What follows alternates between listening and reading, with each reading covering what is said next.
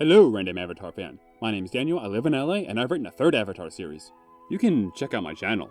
It's okay, I guess. Most of my videos have actual views. So it's, pretty good. Pretty good. Yeah, it's really taking off. 21 subscribers. So if subscribers were years, my channel would be old enough to drink. Yay. Hey, let's see how Legend of Genji's doing. God damn it. Damn it. God damn it! Okay, so I have some mild competition. It's whatever. It's no big deal. Anyway, what was I saying? Oh yeah, my name is Daniel, I live in LA, and I'm a big-ass Avatar fan. And my ass is so big, I've written a third series. Wait, no, I mean, my ass is normal size. It's just I have a fanboy in my head. I have a fanboy in my head and he has a fat ass. Yes, perfect. It's called Avatar: The Spirit Era, and if you want to learn more, you can just watch my interview with Shredder FCW, or just ask. I don't bite, usually. But you know what I do usually? Think about Avatar. And then, I heard about this one villainous scene thing, and I realized I had the perfect idea for it. See, I'm a big Legend of Korra fan, but the show gets a lot of hate, so I thought I'd balance things out and talk about my favorite scene from my favorite Korra villain, because this show has a lot of good stuff that people don't notice. Don't believe me? Well, let me explain. Now, here's probably the most popular of the four, followed closely by Amon, but my favorite's Kuvira. Now, is it because she's sexy? Hell yeah! Now, she has a lot of kick-ass scenes to choose from, but I'm not going with any of those, because my favorite of hers is this one. I learned that the idea of a royal family passing a title from one generation to the next was archaic. I'd like to make an announcement to the world. The Earth Kingdom is no more, and from here on out, this man has no authority. I have created a new Earth Empire, and I will continue to lead it into the future myself. Anyone who crosses our borders or stands in our way will be crushed. But why? The two people watching this might ask. Well, I'm actually a poli-sci major, which means I actually like talking about politics. Why? Well, because I hate myself, of course.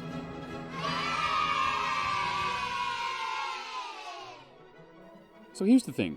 Kuvira gets compared to a certain Austrian that we all know and love. Well, that we all know. Anyway, I don't think this is the best comparison. Because Dolph over here got his power democratically when he was given the role of Chancellor back in 1933. Kuvira, on the other hand, seized power. And what's weird is that she didn't do it violently, but by making a speech. This isn't how Hitler seized power. This is how the OG fascist dictator of Europe seized power. You see, Mussolini came to power in 1922, a full 11 years before Dolph, by bringing his army of thugs to Rome and basically telling the king that he's in charge now. But he wasn't necessarily a tyrant right away. You see, after he came to power, opponents of his started, well, getting killed. Rumors and accusations got thrown around, and eventually Mussolini had to address them. So, on January 3rd, 1925, he walked into the Italian parliament, stood in front of his accusers, and admitted he was guilty. In reality, he was daring them to do something, anything. But they didn't, and this was the moment he truly became a tyrant, because this was the moment that people stopped standing up to him, and that gave him absolute power. And that is why this is my favorite scene of Kuvira's. It encapsulates the two stages of Mussolini coming to power, but it also shows how tyrants actually work, as well as how delicate freedom actually is. And that's why I think this is her best scene. So, there's this old saying in Italian, "Ehi, pasta fiduci!" But there's this other one that Mussolini's followers adopted, and it's "Me ne frego." I don't give a damn. And I bring this up because in order for tyrants to take power, they don't need everyone to support them. They just need a small but loyal support base, and for everyone else to turn a blind eye. As the saying goes in English-speaking countries, go along to get along. And all this just makes me love this scene even more. Like, villains in movies usually have some sort of monologue where they explain their plan to the hero, and wax about how they've been wronged, and now they're coming back for revenge. Blah blah blah, yada yada yada. I mean, seriously, this cliché is exactly what they made fun of in the first movie. Why do people think the sequel is good? It's not. Anyway, in real life, this is how actual villains take power. It's just rhetoric in front of an applauding crowd. But this is only half of what makes Kuvira a great villain. The other half is that she's a dark reflection of Korra. But to understand what I mean, we're gonna have to go back to book 2. Oh my god! I think we're going in! Okay, can I take us on a tangent for a second? How has this not been memed to death? I mean, seriously, put anything in this and it's hilarious. This is watch. Oh my god! I think we're going in!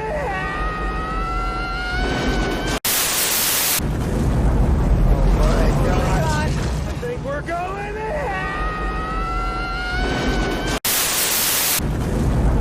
Oh my god! I think we're going in! See? Anyway, I actually think Book 2's better than most people give it credit for. Don't get me wrong, it has problems, and I'll definitely make a video about Book 2 eventually, but for now, just hear me out. So at the end of Book 1, she gets her bending back, and she gets the Avatar state. But then the writers found out they had to write a whole new season, and they found themselves in a bit of a pickle. But here's the thing, I think they managed to make lemonade out of lemons. Now, a lot of people would say that it should have taken Korra the whole series to get the Avatar state. And that's a completely valid argument, but here's the thing, we've already seen that. Now, I know what you're thinking. But wait, shouldn't a character have to earn something like this gradually over time? Like, what's the first thing we see Korra do? We see her use the Avatar state to win a freaking race against Ikki, only to have Tenzin lecture her about, well, you know, with great power comes great responsibility, and Korra just rolls her eyes. Now, contrast this to the end of the season, where she gives up some of her responsibility, that of being the bridge between human and spirit worlds. You're absolutely right, she didn't earn the Avatar state when she first got it. And that's the point. Like I said before, for the first time ever, we get to see an Avatar with all the power, but none of the appreciation for it. At least, not right away. Because now she spends the whole rest of the series learning to appreciate the power she already has, rather than figuring out how to get it. And the thing about this level of power is that with it, she's nigh invincible. And when you have that kind of power, you could say that she has absolute power? And that is what her journey is all about. Hell, even in Book 1, she has to struggle with learning to reserve herself and not rush into things. She even got to see how power corrupted Tarlok, both in a political sense and in a more literal sense. And this is what everything has been leading up to, because the show makes a point of saying that Kuvira is like a dark Korra, a version of her that went down a different path. And now, both we and Korra get to see what she would have looked like had she not grown to appreciate the power she has. Hell, just to hammer the point home even further, Kuvira even develops the Avatar world's equivalent to nuclear weapons, which, if you didn't know, was the ultimate power in our world. Which is something that comes back in my series in the form of a Cold War, you know, just in case you were wondering. Anyway, we of course get to see Kuvira abuse this as well, only for it to backfire on her, and it's only then that she learns her lesson. Huh, maybe I should have talked about this scene. Oh well. Anyway, I mentioned a little while ago how Korra decided to no longer be the bridge between worlds. Well, sometimes I like to contrast this scene to Kuvira's speech scene, because what's really happening is that Korra is giving up power, whereas Kuvira is taking it. And that is one villainous scene.